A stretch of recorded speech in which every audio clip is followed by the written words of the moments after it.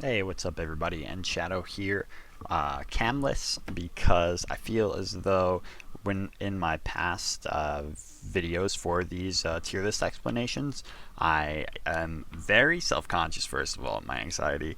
So I'm always worried to do YouTube videos a lot when I'm like on camera, full screen and, all up in your face and oh, who's that ugly guy, I just want the tier, so we're gonna try it out this way so that I can really focus on the tier list itself and really sharpen my focus here overall. So here, without further ado, is the tier list. It's 1.0 because it's for the newly classified duel, previously Joust 1v1. Remember, this is a 1v1 tier list, guys. A lot of people will always look at this and be like, what the fuck is this guy talking about? This is for 1v1. I guess I'll put duel 1v1 tier list, but that is what duel is, so yeah. So very excited for this one because it's the first tier list that I've made since Duel was remodeled and given a new look with new objectives. Basically, completely revamped for the most part. So here we have OP ass Ho Yi. Shouldn't be a surprise to anybody.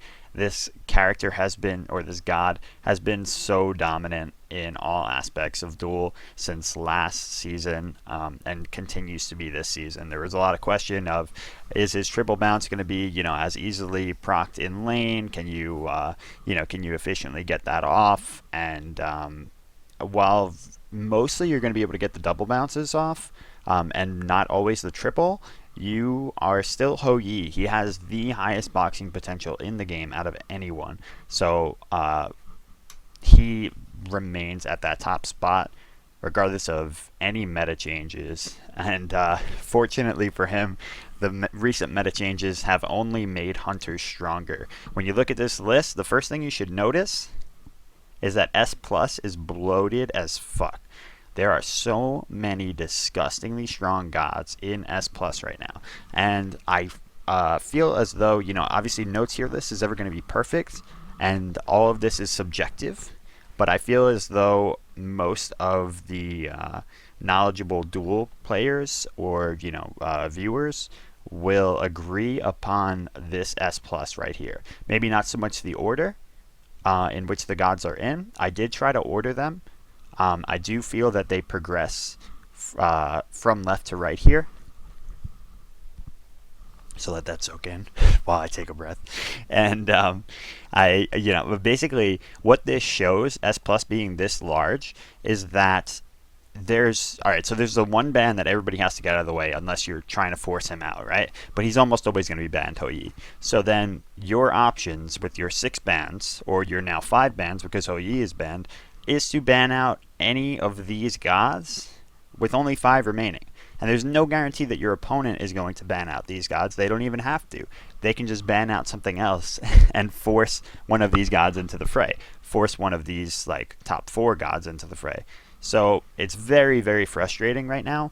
And Bakasura is a very, very top ban along with Kronos, because these 2 gods are while they are insanely strong and deserve the S plus spot, they're towards the end of it because their dominance in Duel is usually due to pub stomping. If you let a Bakasura or a Kronos through, there's a large chance that your opponent can just kind of steamroll in ranked at the non-highest level of play. So with that in mind, Duel is in a pretty bad place right now. It's a large reason why I took a long break from the game, because I just could not deal with the fact that this existed. It is very, very difficult to get through, and it's been deterring a lot of people from playing right now. If you're not playing anything, basically this is the line. S, anything below S right now cannot touch these top gods. You will not be able to 1v1 almost any of these top gods without significant outplay, right? I do it all the time. You see people like Bennett do it all the time.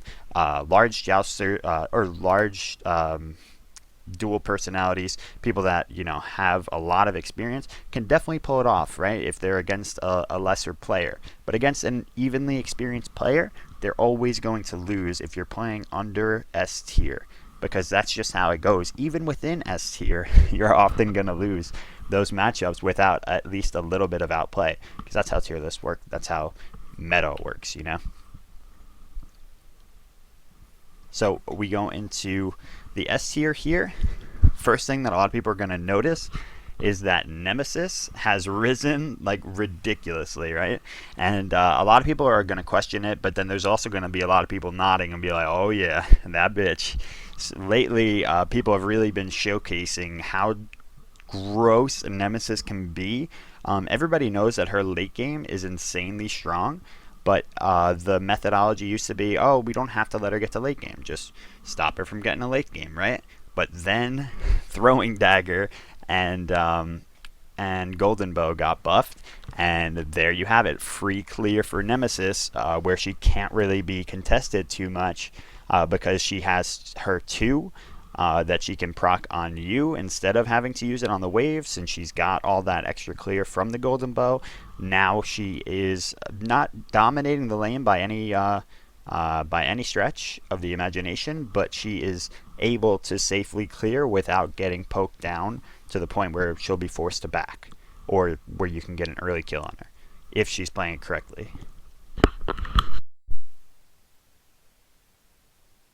So sorry about that. So she's definitely risen because that late game power of Nemesis, especially with the cooldown on her ultimate reduced, the shield cooldown reduced as well, I believe. If you're fighting her with a god that does not have heavy CC to take that shield off of her, she will just destroy you in the late game. There's no way to separate yourself from Nemesis when she just charges you down while you're slowed. You can pop sprint, and that's down for 120 or whatever it is, and pray basically. But because she's just going to be able to force the engagement again and again and again with that extremely low cooldown ultimate. So Nemesis is a huge threat. Honestly, I was considering putting her in S+, but a lot of these S+ gods do have hard CC to knock her out of the shield. But the shield cooldown, it still comes up sometimes more often than these characters can take the shield off of her. So got to keep that in mind. Her late game, there's almost no one that can outbox her.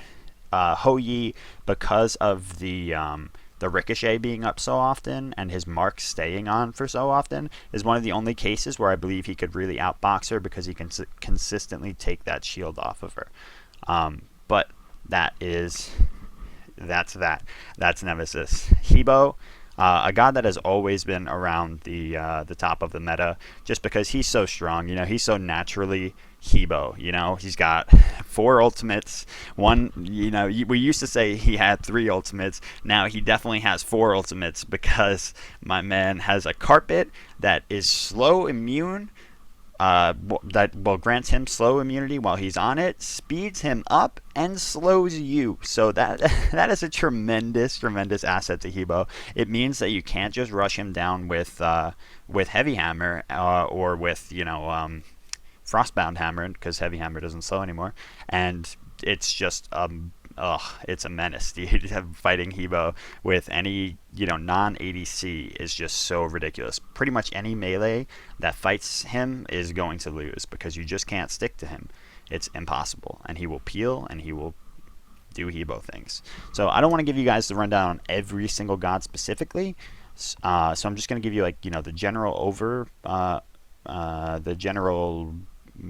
The general. I'm going to give you the general rundown. That's what I was looking for, the general rundown of how this dual meta really was created. So, last season, hunters were really starting to show up in big numbers. They were kind of starting to dominate the top spots and everything. What solidified so many of them in S+ this season is that, one, Throwing Dagger allowed gods like Artemis to be able to clear and effectively fight other top hunters and mages, and she can just get into that late game prowess that she, is so terrifying in. And then you have the fact that itemization for mages is so poor right now compared to magical defense. Magical defense items almost always, other than Genjis and Oni hunters, which have amazing passives in their own rights. So even if you are foregoing health, you're getting some absurd sort of passive, only really rivaled by Nemean in the physical protection tree. And you got to understand that just like not having health against a hunter is ridiculous. They will shred you so quickly because like they either they're going to build into crit, which isn't the effective option, or they're just going to build into things like chin size. Chin size, even without having health stacks, is still going to shred people late game with pen and attack speed because it's just a few autos for you to really get blown away. They just shred you down, and there's not much you can do about it, unfortunately. So hunters are just so strong right now. I know a lot of you have voiced that frustration, and I honestly don't know what Hi-Rez can do to make that problem go away. I mean, hunters are always kind of going to be that dominant. The throwing dagger change must come. There are riots in the streets. Everybody's hoping for it. I don't think it'll affect too many hunters though, because they're all already so strong. It's just making it that they're even more dominant, which I couldn't even imagine at one point. Oh, I forgot to go over so I'd like to just go over like the gods that are like the big bullet points, right? Like Nemesis's rise, something that I wanted to show you guys. Kronos' downfall from being tied for that like top OP spot, he kind of fell, and like I said, these left to right do read how I see it. This is the most subjective part, of course. If you don't agree with the way that the tier list goes, up in vertically, then you could, that's by all means fine. But even more difficult is it for people to agree on the left to right here within the tiers, the placement of the gods. But this is the way that I see it.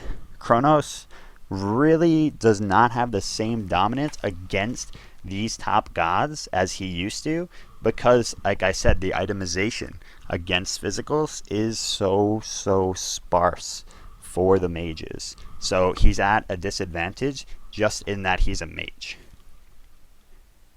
And he doesn't have like a lifesteal option like Freya has, or constant slows on his autos.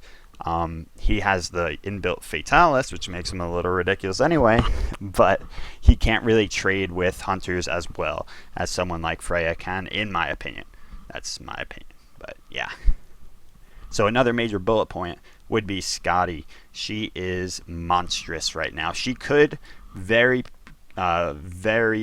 clearly take SS along with Hou-Yi, because her early game is so disgusting with Calder, dude. The only thing that I've ever been able to do against a Scotty that made me feel like, okay, maybe she has weaknesses, is ring toss the shit out of her in Calder. If I ever found her in the jungle, I would just sash her, and she would, have to respond with, her abilities, which are Calder. So I would get her to try to sick Calder on me and just ring bounce the shit out of them. She takes so much damage from it. It's pretty troll.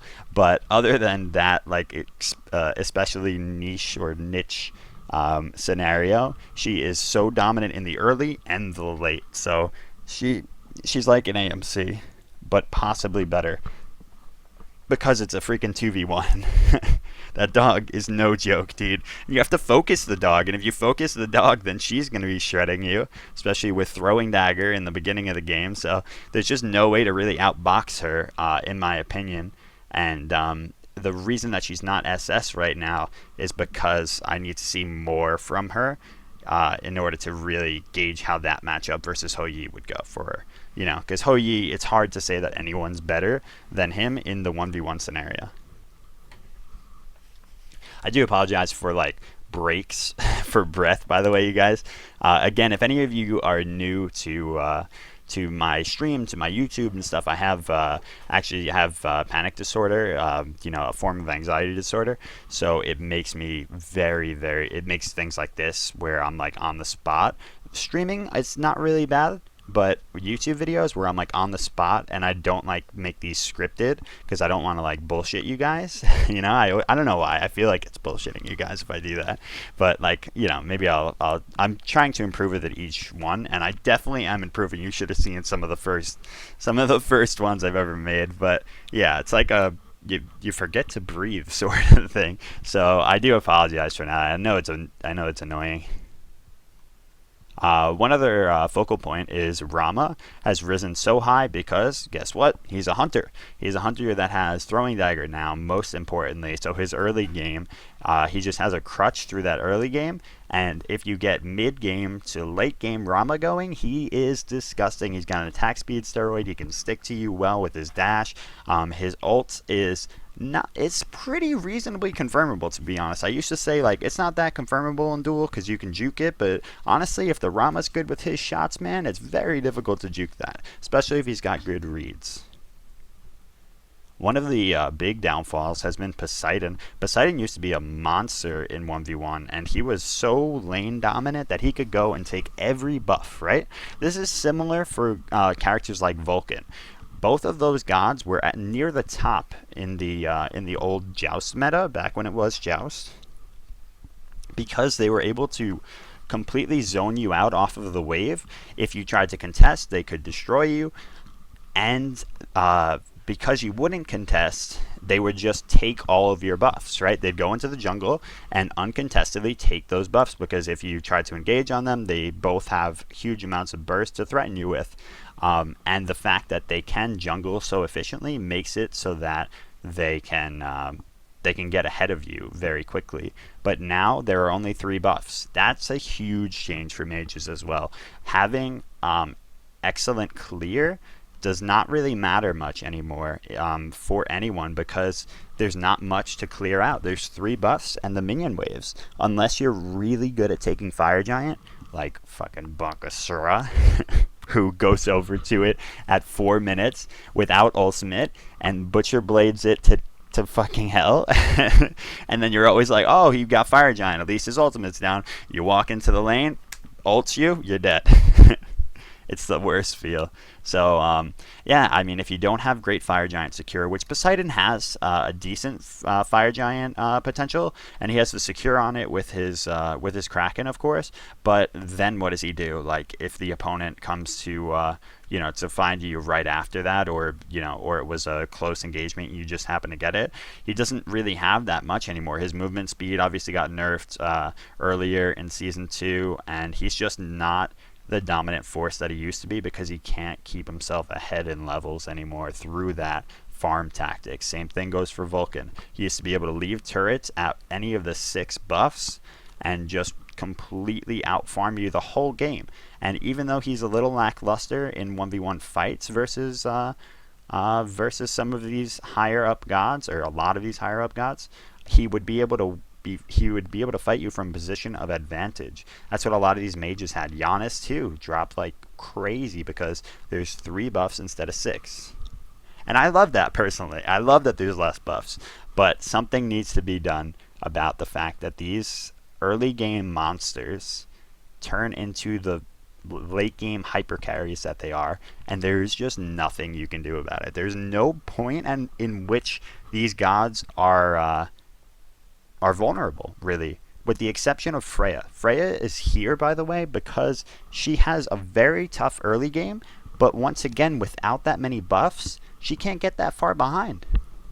If she has to give up waves left and right, she can still build her core itemization without being that far behind. If you go Purple Pot on her, even if you go the tier 1 Bancrofts with a Vamp Shroud. So she can just do so much to keep herself in the game till the point when she gets her core build online, and then she's Freya, dude. What do you do? What do you do about that? Unless you've gotten like 6 Fire Giants with which ward coverage and things, you should never really allow somebody to get that, no matter how weak your early game is. So that's my opinions on those gods. Anything else? Like I said, huge drops for mages across the board here. Oh, and this is a new template for me, by the way, guys. I'm working with Smite Guru. I was going to be working with Smite Junkies, but Smite Guru actually really fit what I was looking for more. They were a little bit more responsive. They were a little bit more interactive. They had a lot more already mapped out for tier lists, and I love Mark Killian, the owner, and I love all the guys at Smite Guru. I used to work with them for a while, so when I saw that their option was open, I said, you know what, I'm gonna go with these guys. No hard feelings, Smite Junkies. I love them, and I hope that they continue to do well. The only problem I had with this tier list is that it's like there's so many pluses and minuses. I think there should be an F tier instead. Also, there's an unranked god here. I don't think it's a real god. If you notice that a god is missing from this tier list, you guys, I know I'm scrolling through it quickly here. There will be a link in the bottom of this video, of course, that will actually link you to this page. I heavily suggest that you check that out because obviously you can't really analyze while I'm quickly scrolling. So make sure you check that out. Make sure you guys check out Smite Guru in general because I'm going to be doing regular builds for dual gods on here as well. See, there's this god builds, look, and it's new. New god builds section that I'm going to be utilizing and making sure everything is on point with that kind of information. So yeah, mages across the board kind of went down. Isis used to be like a solid threat, and yet she just fell down. Warriors kind of got a little bit more viable because of the way that they can secure objectives pretty well. They can go hog, honestly, sometimes as their first item or as their first relic and really dominate. We've seen this Bologna guy get on my level, is his name, ironically, and he is actually an insane Bologna, dude. He consistently beats out top ADCs and stuff just because he has this snowball Bologna build where he'll go hog, and if you don't play it perfectly, you can't really do much about it. So there are ways to make these warriors work now, and I like that. That's a big part about there not being many buffs that warriors can take advantage of. You know, now they get to bully you more instead of having to play the constant farm game which they lack. So it's pretty cool. Some aspects of New Duel are very, very cool and they're well thought out. Others, like this, need to change in order for this game to be relevant at all, or this game mode, right? That needs to change. I don't know how, but I hope to God that it does. So Guardians all still at the bottom. As I was saying, actually, yeah, the pluses and minuses mess me up a little bit. I think it adds to the detail, though. Give me some feedback in the video if you like the way that this tier list is set up. If you have any suggestions for how else we could change it, the guys at Smite Guru are actually very receptive to that kind of criticism, as long as it's well-founded and it's not rude. So let me know about that, you guys. But I do like that it allows me to be a little bit more detailed. So check this out yourself. Make your observations. Let me know what you think. Sorry that, again, that I'm so awkward with these videos. But more than anything, I just want to get the info out to you guys. And I don't want to just release the list without an explanation. So if you have any questions about specific gods, about the way that the tiers are structured, anything like that, hit me up at my Twitch on twitch.tv/Nshadow, where I stream regularly 5 hours a day. You can catch me there. Like I said, pretty much any day. No set schedule for me, but you can catch me at least 5 hours a day on there every day. So check that out. Make sure you leave a follow if you enjoyed the content. Make sure you subscribe to the YouTube channel.